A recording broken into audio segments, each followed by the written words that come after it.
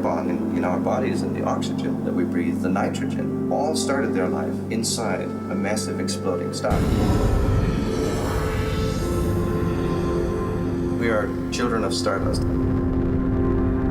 Above clouds, the outer space. How did time come to exist?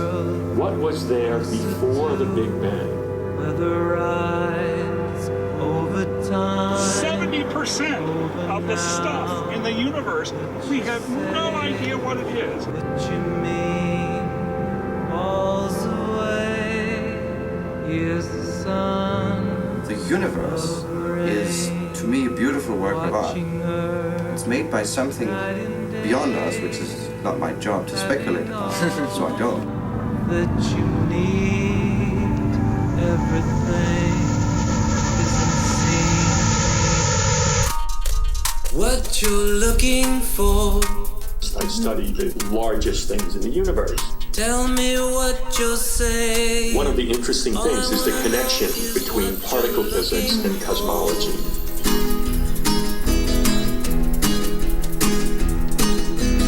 The Big Bang created quarks, antiquarks, electrons, positrons.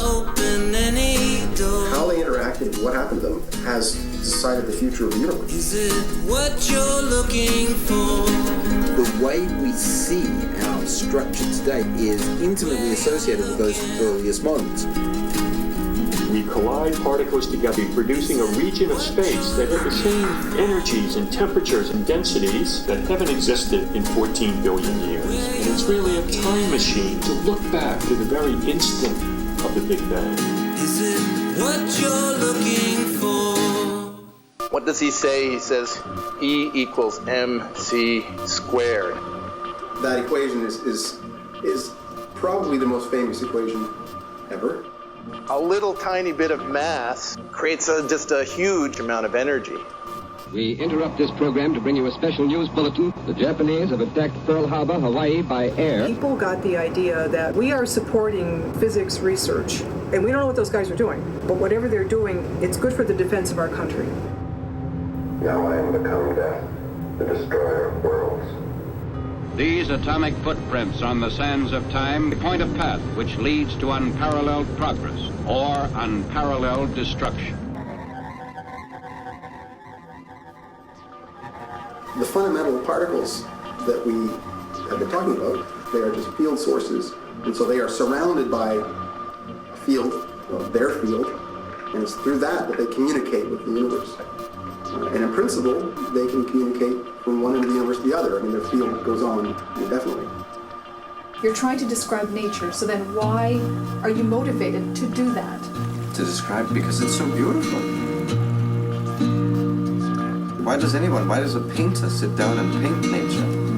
We just paint pictures of, well, at least in our minds, of totally different worlds. But they're as real. They just happen to be at very small length scales.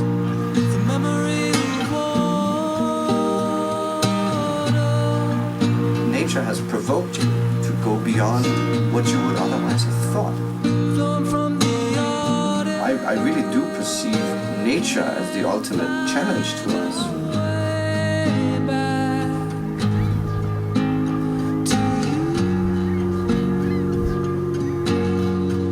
Understanding nature is a beautiful experience, and the understanding of nature allows, I believe, a deeper appreciation of nature. So I think the pace of 21st century science and its impact on society and on everyday life will be even greater than the 20th century. I don't think we can even imagine it.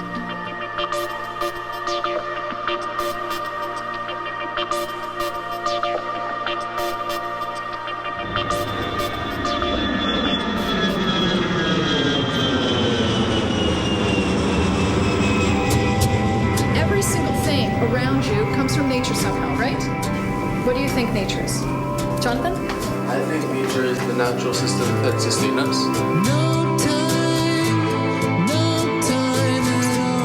So there's all of this energy in our bodies. So we're essentially energy, and all of the space around us is energy.